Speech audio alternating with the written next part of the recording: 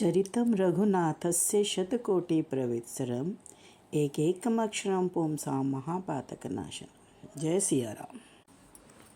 पिछले सर्ग में आपने सुना कि विश्वामित्र जी ने यज्ञ आरंभ करने की सभी तैयारियां कर ली और जब विश्वामित्र जी यज्ञ की दीक्षा ले चुके तब दोनों यशस्वी राजकुमार लगातार 6 दिन और 6 रात तक उस तपोवन की रक्षा करते रहे। इस बीच में उन्होंने नींद भी नहीं ली। शत्रुओं का दमन करने वाले वे परम धनुर्धर वीर सतत सावधान रहकर मुनिवर विश्वामित्र के पास खड़े हो उनके यज्ञ की रक्षा में लगे रहे। इस प्रकार कुछ काल बीत जाने पर जब 6ठा दिन आया, यज्ञ की वेदी सहसा प्रज्वलित हो उठी। वेदी का यह जलना राक्षसों का आगमन का सूचक उत्पात था। इसी समय आकाश में बड़े जोर का शब्द हुआ जो बड़ा ही भयानक था।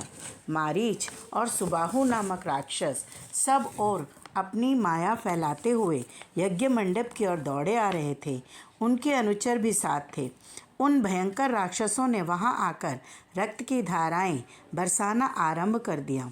रक्त के उस प्रवाह से यज्ञ वेदी के आसपास की भूमि को भीगी हुई देख श्री रामचंद्र जी सहसा दौड़े और इधर उधर दृष्टि डालने पर उन्होंने उन राक्षसों को आकाश में स्थित देखा। श्री राम ने अपने धनुष पर परम उदार मानवास्त्र का संधान किया। वह अस्त्र अत्यंत तेजस्वी था। श्री राम ने बड़े रोष में हो भरकर मारीच को छाती में इस बाण का प्रहार किया। उस उत्तम मानवास्त्र का गहरा आघात लगने से मारीच पूरे 100 योजन की दूरी पर समुद्र के जल में जा गिरा। अब यज्ञ में विघ्न डालने वाले दूसरे निर्दय, दुराचारी, पापकर्मी एवं रक्तभोजी राक्षसों को भी उन्होंने मार गिराया। रघुनंदन श्री राम ने अपने हाथ की फुर्ती दिखाते हुए वे शीघ्र ही महान आग्नेयास्त्र का संधान करके उसे सुबाहु की तीर छाती पर चलाया। उसकी चोट लगते ही वह मरकर पृथ्वी पर गिर पड़ा। फिर महायशस्वी परम उदार रघुवीर ने वायव्यास्त्र लेकर शेष निशाचरों का भी संहार कर डाला और मुनियों को परम आनंद प्रदान किया। इस प्रकार रघुकुल नंदन श्री राम यज्ञ में विघ्न डालने वाले समस्त राक्षसों का वध करके वहां ऋषियों द्वारा सम्मानित हुए। यज्ञ समाप्त होने पर महामुनि विश्वामित्र ने संपूर्ण दिशाओं को विघ्न बाधाओं से रहित देख श्री रामचंद्र जी से कहा, तुमने गुरु की आज्ञा का पूर्ण रूप से पालन किया है। महायशस्वी वीर, तुमने इस सिद्धाश्रम का नाम सार्थक कर दिया। तदनंतर श्री राम और लक्ष्मण उस यज्ञशाला में ही उन्होंने वहां पर रात बिताई। प्रातःकाल उन्होंने प्रज्वलित अग्नि के समान तेजस्वी मुनिश्रेष्ठ विश्वामित्र को प्रणाम किया और कहा, मुनि प्रवर, हम दोनों किंकर आपकी सेवा में उपस्थित हैं। मुनिश्रेष्ठ, आज्ञा दीजिए, हम क्या सेवा करें। उन दोनों के ऐसा कहने पर वे सभी महर्षि विश्वामित्र को आगे करके श्री रामचंद्र जी से बोले, नरश्रेष्ठ, मिथिला के राजा जनक का परम धर्म में यज्ञ प्रारंभ होने वाला है। उसमें हम सब लोग जाएंगे। पुरुष सिंह, तुम्हें भी हमारे साथ चलना है। वहाँ एक बहुत बड़ा अद्भुत धनुष रत्न है, तुम्हें उसे देखना चाहिए। देवता, गंधर्व, असुर तथा राक्षस भी किसी तरह उसकी प्रत्यंचा नहीं चढ़ा पाते हैं। वहाँ चलने से तुम महामना मिथिला नरेश के उस धनुष को तथा उनके परम अद्भुत यज्ञ को भी देख सकोगे। मिथिला नरेश ने अपने यज्ञ के फल रूप में उस उत्तम धनुष को मांगा था, अतः संपूर्ण देवताओं तथा भगवान शंकर ने उन्हें वह धनुष प्रदान किया था। राजा जनक के महल में नाना प्रकार के गंध, धूप तथा अगरू आदि सुगंधित पदार्थों से उस धनुष की पूजा होती है।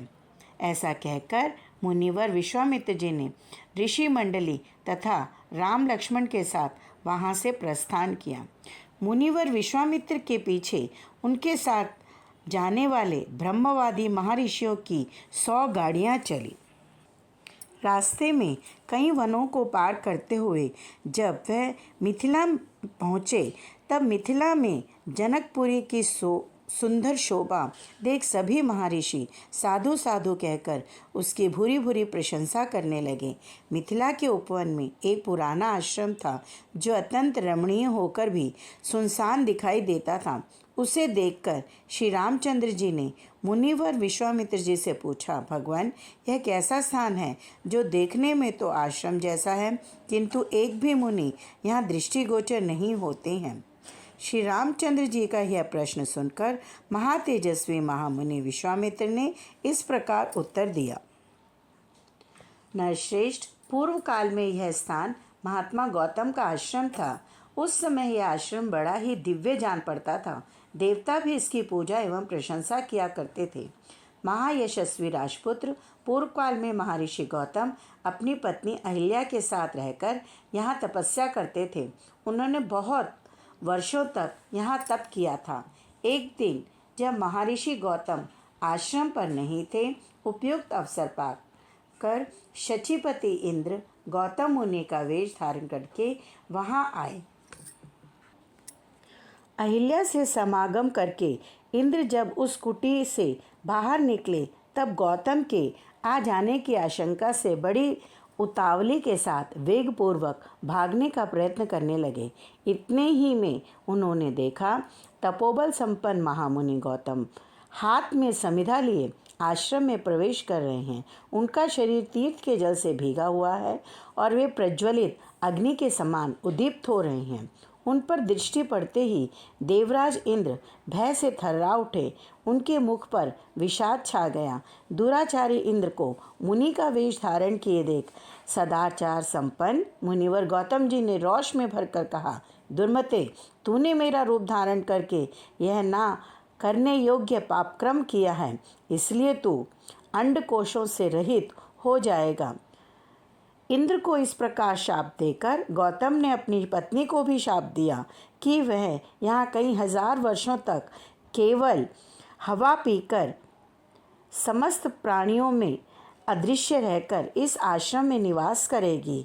जब दशरथ कुमार राम इस घोर वन में पदार्पण करेंगे, उस समय वह पवित्र होगी और प्रसन्नतापूर्वक मेरे पास पहुंचकर अपना पूर्व शरीर धारण कर लेगी। पत्नी से ऐसा कहकर महातेजस्वी महातपस्वी गौतम इस आश्रम को छोड़कर चले गए और हिमालय के रमणीय शिखर पर रहकर तपस्या करने लगे। महातेजस्वी श्री राम, अब तुम पुण्य कर्मा महर्षि गौतम के इस आश्रम पर चलो और इन देवरूपिणी महाभागा अहिल्या का उद्धार करो। विश्वामित्र जी का यह वचन सुनकर लक्ष्मण सहित श्री राम ने उन महर्षि को आगे करके उस आश्रम में प्रवेश किया। वहाँ जाकर उन्होंने देखा महासौभाग्यशालिनी अहिल्या अपनी तपस्या से दैदीप्यमान हो रही है। इस लोक के मनुष्य तथा संपूर्ण देवता और असुर भी वहाँ आकर उन्हें देख नहीं सकते थे। श्री राम का दर्शन मिल जाने से जब उनके शाप का अंत हो गया, तब वे उन सबको दिखाई देने लगे। उस समय श्री राम और लक्ष्मण ने बड़ी प्रसन्नता के साथ अहिल्या के दोनों चरणों का स्पर्श किया। महर्षि गौतम की पत्नी अहिल्या अपनी तपः शक्ति से विशुद्ध स्वरूप को प्राप्त हुई। यह देख संपूर्ण देवता उन्हें साधुवाद देते हुए उनकी भूरी भूरी प्रशंसा करने लगे। महातेजस्वी महातपस्वी गौतम भी अहिल्या को अपने साथ पाकर सुखी हो गए। श्री राम भी मुनिवर विश्वामित्र जी के साथ मिथिलापुरी को चले गए। यह सर्ग श्री वाल्मीकि निर्मित आर्ष रामायण आदि काव्य के बालकांड से लिया गया है। जय सिया राम।